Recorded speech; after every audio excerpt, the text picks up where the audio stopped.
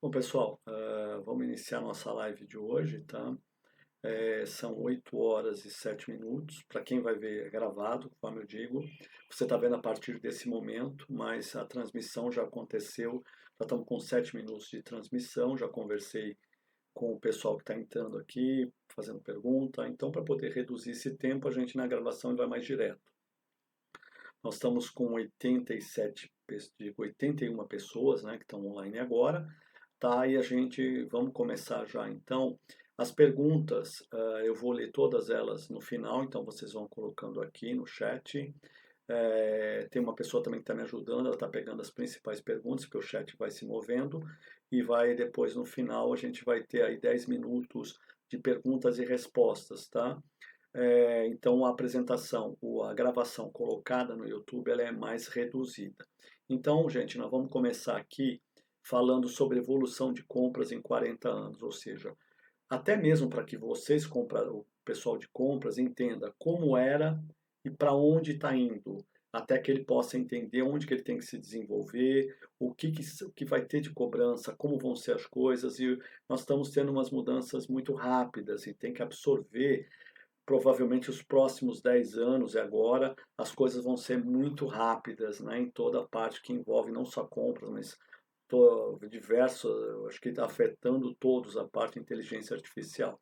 Bom, então o que é hoje, aqui nós vamos falar hoje sobre evolução de compras, né, nos últimos 40 anos, né? O objetivo é explicar para vocês as diferenças, o que ocorreu, tá? Vamos falar um pouquinho sobre a evolução, todos os quadros de evolução, e também nós vamos falar um pouco sobre a parte de tudo que vai envolver para frente. Para quem não me conhece ainda, meu nome é Antônio Marques, eu estou na área de compras, já completei 40 anos no total. Eu sou formado em engenharia química, pós-graduado em administração. Também tenho o MBA pela parte de comércio eletrônico, certificações no exterior. Aí está faltando algumas coisas ainda que eu ainda não coloquei, tá? Mas só para vocês terem uma rápida noção, né, do Antônio, do que ele faz. Bom, vamos começar aqui falando um pouco sobre os quadros, né, que a gente fala de, de evolução. Nós temos aqui um quadro que eu procurei resumir de uma forma muito rápida, a evolução. Então, quem quiser depois dessa apresentação, é só me pedir aqui e eu mando ela para vocês, tá? Não tem distribuída para todo mundo, que eu acho que acho que quando fala em aprendizado, a gente tem que distribuir tudo que sabe, ferramentas e também um constante aprendizado. Quando a gente fala da evolução de compras, o que nós estamos colocando aqui? Primeira coisa, eu coloquei a divisão que a gente tem no quadro aqui. O que significa aos anos 80, 90, 2000, 2010 e 2020? E também os próximos anos que a gente vai ter pela frente aqui. Então, se vocês olharem aqui nesse quadro, vocês veem que negociação é uma característica de compra, como se diz, ela está involucrada com o comprador desde o começo. Ou seja, o comprador ele é um bom negociador. Entende-se, quando a gente fala em negociação, não é somente com o fornecedor. Lê do engano quem entra em compras, né, que acha que vai fazer negociação o tempo inteiro com o fornecedor. Tem uma apresentação minha que eu fiz um cálculo. Eu fiquei marcando todas as vezes que eu tinha que negociar e anotava no papel. Eu descobri que 87% das minhas negociações eram com demand owners, com clientes internos, com área de finanças, contas a pagar, planejamento, ou seja, apenas 13% das negociações durante um dia, e eu fiz isso durante mais de 3 meses, anotando para ver se isso era apenas um momento ou o que seria. Isso é uma realidade. Então, o comprador, quando a gente fala negociação, saber negociar, nesse quadro aqui, não é só negociar com o fornecedor, é negociar internamente. É negociar com o seu gerente, com o seu chefe, com os seus pares, com todos, ou seja, com a tua área de recebimento, com o teu fornecedor, com a área de entrega do teu fornecedor, com a área de contas a receber dos teus fornecedores, ou seja, tudo isso que envolve o mundo de negociação. Se vocês forem ver, é uma característica que continua e vai continuar sempre essa parte de negociação. Nós temos aqui como partes de evolução a avaliação de fornecedores, que ela era menor nos anos 80, você praticamente não avaliava, você avaliava o produto entregue, ou seja, o material que está sendo entregue, ele é avaliado na tua área de recepção e qualidade. Com o passar do tempo, nós passamos a certificar fornecedores, ou seja, o material que ele entrega já está certificado, ele não precisa passar por padrões de controle de qualidade. O material está entregue, ele já vai para a linha de produção. Com isso, você reduz tempo e custo de ficar analisando produto a produto. Então, isso é uma evolução no quadro. A parte de certificações em compras, ou seja, é algo que, infelizmente, não é uma necessidade. O comprador no Brasil, ele não precisa ter nenhuma certificação, até porque é uma função. Conforme eu já expliquei aqui no Dia do Comprador, que tem uma live explicando isso. A associação que eu fiz parte pouco tempo na minha carreira foi uma associação que buscava de São Bernardo ter comprador não como função, mas ele como profissão, mas não acabou dando, a gente não conseguiu, eu acabei também saindo e por outros motivos a coisa não foi muito para frente, até pela dificuldade no Brasil. Diferente da Europa, que você tem a certificação com exigência, lá você tem um procurement, que é um procurador, né? Aqui não, aqui o comprador ele não assina, ele é apenas um intermediário entre a empresa que está contratando e a empresa que está sendo contratada. Ele tem essa função. Que mais? Os conhecimentos tributários, que cada vez mais agora passa a ser necessário. Então, vocês estão vendo aí a evolução. E a parte de indiretos e diretos, a proporção que nos anos 80, 90 você tinha a área de diretos que tomava quase toda a área de compras. Hoje você vê que a área de diretos ela é um percentual muito menor no número de compradores. Por quê? Você tem hoje muita matéria-prima vindo de fora. As empresas no Brasil elas acabam importando. Então você tem uma menos necessidade de uma equipe grande de compras, maiores de compras. Então tudo isso foram mudanças que vão ocorrendo de acordo com a economia. E isso vai refletindo diretamente numa área de compras, né, no que é necessário. Por exemplo, prazos de pagamento que antes, nos anos 80 e 90, apesar de você ter uma inflação alta, você tinha uma taxa de juros menor.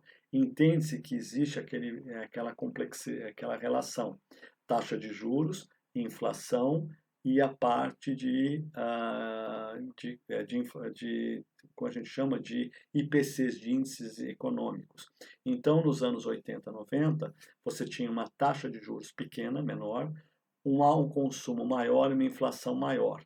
Então, você tinha que ter um estudo muito maior de negociação, de preços, porque os produtos chegavam até aumentos. Você tem uma ideia, nós chegamos a ter 20 mil de inflação ao ano nos anos 90, né? Vários planos econômicos foram feitos, foi um verdadeiro... O comprador daquela época, ele aprendeu a trabalhar com inflação. Talvez hoje o comprador mais novo, o pessoal que está com seus 30 anos de idade, 35, não viveu inflação como o pessoal mais antigo, né? Que está há mais tempo viveu. Você tem uma ideia, você recebia uma cotação, ela tinha validade de horas. Então, dada a exigência que você tinha, que eram os aumentos de preços constantes. Então, este quadro aqui ele mostra o que está, a evolução e o que se espera de um comprador para os próximos anos. Ou seja, quando a gente fala de A, eu procuro ser bem criterioso em A. Aí ela está praticamente nascendo em compra. Então você vê muitas associações aí que eu conheço divulgando cursos, treinamentos de prompt, de agente. Eu acho que está muito no começo. E também o que eu estou vendo de falha nisso, o pessoal tem que alertar que tudo que envolve compras exige o que? Uma parte chamada compliance. Então também tem que tomar cuidado com o que você joga na internet. Tem uma live que eu explico sobre notebook LM, que eu dou também explicações de segurança, porque o notebook LM para mim é a melhor ferramenta, porque você não tem corre risco de alucinações, porque a IA entende que é alguém que auxilia, é o comprador Powered by IA, que eu costumo dizer. Ele amplia a sua inteligência, a sua forma de atuação e consegue fazer com que você produza mais no mesmo tempo e com mais critérios de perfeição. Mas também ele exige um conhecimento, um estudo. Não dá para se aventurar nisso simplesmente por se aventurar. Então tem uma live bem detalhada que eu explico para todo mundo isso. E vamos continuando aqui. Aqui vocês têm mais, eu coloquei um quadro com detalhes explicando bem criteriosos a negociação, que ela continua como um foco. O RP em Procurement, olha como ele virou um foco. A certificação ESG, os contratos de fornecimento. Certificação ESG, você tem que entender também que isso varia muito de país para país. Porque países que têm inflação, impactos inflacionários maiores ou um menor poder de aquisição, quando você tem um produto certificado ESG em meio ambiente, ele pode ser mais caro, ele vai custar mais caro. Então, você entender o quanto que o consumidor está preparado para absorver isso. Então, os critérios, tá, de ESG, eles diferenciam, logicamente. Uma empresa europeia tem um critério diferente de uma empresa colocada num país que tem um menor poder aquisitivo da sua população. Então, aqui eu estou colocando, é muito interessante, né, essa parte. E você vê também que alguns dos produtos, alguns dos itens passaram a ter queda, mas são poucos. O que você está vendo nesse gráfico, nessa tabela aqui, é o seguinte, que as exigências de conhecimento do comprador estão aumentando. Ou seja, o comprador tem que conhecer mais e mais do que ele faz. Entendeu? Então, isso que eu acho que tem que ficar muito claro para o comprador. Onde você está vendo ali do lado esquerdo a descrição, e na última, nos anos 30, vocês estão vendo que o comprador praticamente ele tem uma área de atuação muito maior, de conhecimento maior. Então, ele tem que estar preparado pelo que vai vir pela frente. Então, eu começo falando o que vai ser exigido nos próximos 10 anos. Vamos lá, os anos 80 era um foco no preço, até por causa da inflação, RFPs totalmente manual, você não tinha, você fazia fax, telex, você ainda não tinha internet, a internet começou em 94. Matérias-primas era o que o comprador comprava, né? A negociação direta, baixa pesquisa de mercado, menor conhecimento de produto e negociações spot, ou seja, pontuais. Nos anos 2000, 2020, 2020 agora, o foco está no preço e total cost ownership, ou seja, não é só focar no preço, mas também tudo o que envolve os custos do depois da aquisição. As RFPs digitais, começamos a ter plataformas de concorrência online, né? O aumento de indiretos, do volume de compradores de indiretos, que hoje o número de indiretos ele é 70%, se você pegar a base de compradores no Brasil. Me perguntaram outro dia quantos compradores tem no Brasil, não dá para ter uma certeza. Estima-se em torno de 400 a 500 mil, porque como não é uma profissão, é uma função, você tem pessoas entrando, saindo, e às vezes também o cargo não está descrito como comprador, está como analista, alguns são PJ, MEI, então você vai ter de tudo, mas estima-se pelo número de empresas, que foi o cálculo que foi feito, e o número de tamanho da empresa, quantos compradores que são exigidos. Entende-se que o número de compradores é diversamente menor do que o número de vendedores. O número de vendedores sempre ele é maior, tá? As técnicas de negociação, que continuam com muita força, a alta pesquisa de mercado, o maior conhecimento do produto, ou seja, o comprador tem que conhecer o que ele está comprando, tá? Isso é muito importante.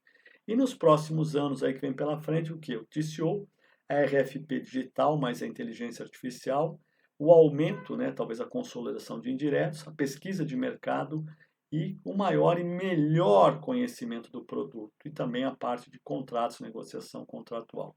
Tudo isso para encarar o que vem pela frente. Ou seja, quando eu falo ERPs, eu tinha um mainframe nos anos 80, sistemas centralizados, Lotus 1, 2, 3, arquivos em mídia e documentos impressos. Anos 2000, eu tenho SAP, Oracle, TOTOS, mercado eletrônico e vai outros aí. Sistemas descentralizados, Excel e BI. Para quem não conhece, o Excel está fazendo 40 anos, tá, de lançamento. Olha que coisa interessante, né? Ele tem praticamente o tempo que eu tenho de compras. Eu comecei com o Lotus 1, 2, 3, mas logo depois veio o Excel e até hoje ele é a ferramenta que o comprador usa. Mesmo com o IA, ele ainda continua e vai continuar por muito tempo, tá? Os documentos digitalizados e eletrônicos, e nos anos 30 nós vamos ter as mesmas empresas, sistemas descentralizados, modelos de IA combinados, arquivos em nuvens e a parte de documentos eletrônicos, ou seja, você acaba não tendo cada vez menos ou cada vez mais você tem menos documento impresso. Se você olhar, não existe mais aqueles armarinhos, o armário central, ou seja, tudo está digitalizado. As próprias assinaturas de contratos de vocês é digitalizado, é um DocuSign, generalizando, né? Que você tem essa condição. Então, o quanto que o mundo mudou em seus 30 anos, né? Ou seja, conforme falei da ESG, a evolução e necessidade de aplicação, meio ambiente, social e governança, e esse paradoxo. E uma coisa importante, que é a gestão de base e manutenção de fornecedores. Apesar, hoje, praticamente grande parte das empresas não tem mais uma área de gestão de fornecedores, o que era muito importante há uns anos atrás. Porque o que ocorre com a situação econômica sendo mais afetada, os juros altos, a possibilidade de empresas entrarem em déficit financeiros é muito grande. Então, se o teu fornecedor não tiver crédito no mercado, ele não vai conseguir te fornecer. E ele também pode não ter perdido o crédito, porque às vezes um dos clientes dele não pagou, não honrou com o pagamento. Então, cada vez mais o comprador vai ter que estar analisando como é que está a saúde financeira, porque é como se fosse um dominó, tá? As empresas, não é só as famílias que estão endividadas, as empresas também estão passando por endividamento e muito sério. Com juros de 14,5% fica muito complicado, né? A parte de contratos, ou seja, cada vez mais nós estamos indo para contratos de fornecimento e não mais para compras spot. O que isso significa? Que é a salvaguarda de direitos da tua empresa. Contratos, quando eu falo, não é só de fornecimento. É um NDA das informações, é um LGPD, um DPA, os códigos de conduta, né? As cláusulas jurídicas de fornecimento, os riscos que você tem com o meio ambiente. Então, tudo isso faz com que cada vez mais você tenha contratos. E contratos até mesmo para compras de valores menores. O contrato, o que ele tem? Ele facilita numa parte, mas ele complica na outra. Tem uma live que eu explico a parte de contrato. Um dos principais pontos que eu vejo no contrato é que você, quando você for fazer RFP, você deve colocar o contrato, o draft praticamente final do contrato, sem ter o nome de quem ganhou e os valores, mas já com todas as cláusulas definidas. E quem for mandar a proposta, tem que dar o de acordo nesse modelo de contrato. Por quê? Para que você consiga ganhar tempo. Porque senão depois o fornecedor ganha, você manda o contrato, o jurídico dele não concorda com nada. Volta para o teu jurídico, e que volta. Se passam 3, 4 meses e ainda não tem um contrato assinado. Então esse é o grande risco do negócio do contrato. O contrato tem que saber fazer. Como é que se sabe? É previamente. O fornecedor quer participar, vai dar o ok assinado. Esse assinado não é do vendedor. O vendedor depois não assume nada. É de quem assina pela empresa. Ó, então você vai emendar um documento assinado pelo procurador e pelo teu jurídico que você concorda com todas essas condições do contrato. Não peguem o ok por e-mail do vendedor. O vendedor, para vender, ele aceita tudo. Só que depois ele vai falar, mandei para o meu jurídico não concordou, quer que mude esse ponto, esse ponto, esse ponto. E aí o que acontece? Perde-se tempo, muito tempo sobre isso e pode simplesmente complicar todo o teu processo de requisição, que pode não chegar num acordo, tá? Ou o pior dos mundos, começar o serviço sem ter um contrato assinado. Vamos falar aqui uma coisa que é muito importante, tá? Que é também o TCO, que é onde vai ser o futuro, ou seja, o custo total. A gente não está mais pegando somente no preço. O comprador tem que analisar o frete, o seguro, a manutenção, os impostos, essas mudanças de impostos. Por isso que um comprador de fora tem dificuldade de comprar no Brasil para o Brasil, porque fica muito difícil entender essa cadeia nossa de impostos, que é uma das mais complexas e difíceis do planeta. Das que eu conheço, eu acho que nada é tão complexo quanto o nosso, porque ela envolve quem está faturando, ou seja, da onde está sendo faturado. E agora vai mudar para onde está sendo entregue. Então as coisas, o comprador tem que conhecer muito isso para que ele possa ter uma avaliação correta do que está sendo contratado. Os custos de reposição, o produto é mais barato, mas a manutenção é caríssima, ou não tem como manter. Então, tudo isso, o comprador, exige-se mais tempo do comprador, mais conhecimento do mercado, do produto. Então, aquilo que eu venho falando, o comprador se torna-se ter uma exigência muito maior. E um fato interessante que é o aumento de mulheres na área de compras. Se você for ver, elas praticamente não existiam nos anos 80 e 90 e agora já representam mais da metade da área de compras e vão se tornar 70% nos próximos anos. Ou seja, a mulher conseguiu, com toda a sua competência, mostrar que ela realmente tem muito a ver com a área de compras. Ela tem uma facilidade natural das mulheres, que é conseguir fazer 5, 6 coisas, 7 ao mesmo tempo. E hoje o que está sendo exigido do comprador? Que ele faça 5, 6, 10 vezes ao mesmo tempo. Não tem mais tempo de falar, só vou fazer isso e não vou atender mais nada. Então ele tem que carregar vários pratos ao mesmo tempo. E as mulheres se saem naturalmente muito bem nisso, né? Eu costumo até falar que o homem tem uma certa dificuldade, até pela própria condição de existência dele. Ou seja, você me dá duas tartarugas para tomar conta, uma foge e outra engravida. Isso realmente é um fato na área com o homem, né? E também o crescimento de indiretos, como eu falei, mas eu coloquei aqui um ponto que é o crescimento de marketing. O surgimento agora de diretorias e gerências e compradores especializados em marketing. O marketing passou a ser um fator de custo importante. Não é porque você está tendo comprador de marketing, é uma exigência. É porque marketing está representando um custo alto hoje. Quando vou generalizar aqui, tá? Não tomem isso como número verdadeiro que se aplica a tudo. Nos anos 90, o custo de marketing de um produto no supermercado, ele em média 0,5 a 0,75. Eu sei porque eu trabalhei exatamente com isso. Hoje, o custo de marketing de um produto pode chegar a 7, 8%. Ele é maior do que, muitas vezes, a lucratividade líquida daquele produto. Então, você acaba tendo que ter uma área realmente especializada que possa conseguir concentrar, gerar melhores condições de negociação, melhores condições de fornecimento e contratação. E, obviamente, uma área especializada. Hoje, marketing se tornou complexo, a contratação de marketing. A Associação de Compradores, a qual eu fiz parte, faço parte hoje ainda, eu sou vice-presidente de uma associação, elas tinham função diferente nos anos 80 e 90. O objetivo delas não era treinar, era realmente o cooperativismo. E o acesso era restrito, não tinha muitos associados, e você tinha que mandar um currículo e ser comprovado que você estava na área e que você tinha conhecimento.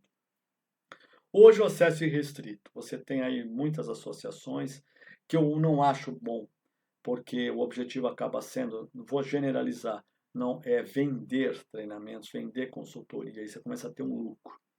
E eu acho que quando você fala uma associação, ela é sem fins lucrativos. Ela tem que fazer a divulgação, fazer o grupo de compras.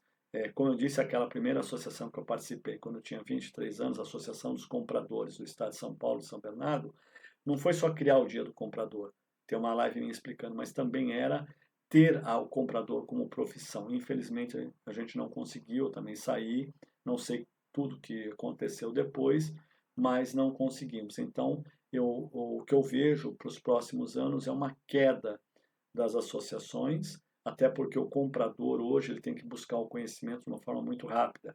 Não dá para ele esperar uma associação colocar um determinado treinamento. Hoje, se você vê as associações colocando treinamentos de IA, mas baseado em que você está dando esse treinamento de IA? Tá? Então, eu tenho também uma live explicando essa condição aí, tá? Então também tem que ver a segurança, o compliance, o que isso se aplica, como se aplica. Isso está muito no começo hoje ainda, tá? Então eu sou adepto de que o conhecimento tem que ser distribuído, tá? E passado para frente e aquele networking, onde cada um de vocês nos ajudam, colocando sugestões, ideias. Nós somos um grupo, não é um comprador, não são dois. Todos nós fazemos parte das mesmas dificuldades, a gente passa a mesma coisa junto, como eu coloco aqui para as pessoas, que um comprador ele cuida de 300 fornecedores em média. Ele tem mais ou menos 100 contratos, ele tem 3 a 4, 5 mil produtos. Enquanto que você pega um vendedor, ele tem normalmente 8, 10, 15 clientes, ele tem 5 contratos, ele tem um pessoal de pricing por trás dele, administração, ele tem treinamentos que a gente não tem, ele tem toda a condição de viagens, de congresso, o comprador não tem tempo de participar de nada. E além do que ele tem um compliance por trás de tudo isso. Então, isso que eu costumo colocar. Hoje o comprador não está tendo tempo. Você fala, vou dar um treinamento de 3 horas. Quanto isso vai custar para um comprador ficar 3 horas? Você faz online? Muito provavelmente esse comprador está lá com a foto, ele não está se mostrando o rosto, mas mesmo que esteja, ele está lá respondendo e-mail enquanto está recebendo um treinamento, fazendo isso porque não dá mais tempo. As coisas realmente hoje estão muito complexas. Os grupos de compras diminuíram. Então o comprador hoje ele é um multitarefa, ele não tem ajuda de ninguém. Eu até falo que ele é um autogerenciável, né? Um produto autogerenciável. E a excelência em compras, né? Que é o comprador é exigido dele, ele tem que ter fluência em 2 idiomas, inglês e espanhol, não é só mais o inglês, mas quando eu digo é fluência mesmo, tá? Eu não consigo entender como no Brasil realmente as pessoas não conseguem se desenvolver em inglês. É uma dificuldade que a gente tem, infelizmente, nesse país. Entendo o lado financeiro, entendo tudo, mas é uma necessidade. Se você não souber falar um desses 2 idiomas, pelo menos um, você vai ter grandes dificuldades em poder avançar na sua carreira, em crescer, em ter evolução. E realmente o comprador é um gerente de projetos, então ele tem que ser basicamente um PMO fluente em 2 línguas para que ele possa ter crescimento nessa função dele. E ferramentas de qualidade. O comprador tem que naturalmente, no mínimo, conhecer todas essas e conhecer muito bem essas ferramentas, para que ele possa ter uma evolução na carreira. E principalmente agora, ele tem mais uma coisa que ele tem que conhecer, ou seja, a transição, a parte de impostos, que a partir de 2027, o ano que vem, no momento dessa live, você já começa a ter aplicação parcial, que ela vai até 2033, a totalidade. O que ele tem que ter um foco aqui? O que muda para o fornecedor dele? Muda que ele não vai receber mais, você está comprando um produto de R$ 100.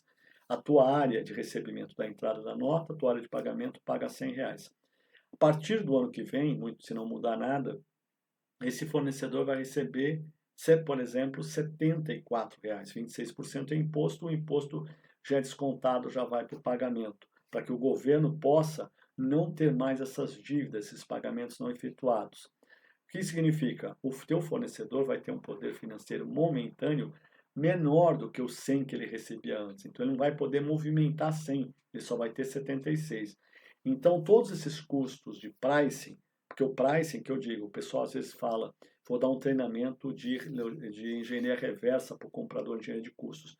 Está errado, porque o custo, existe uma diferença entre custo e pricing.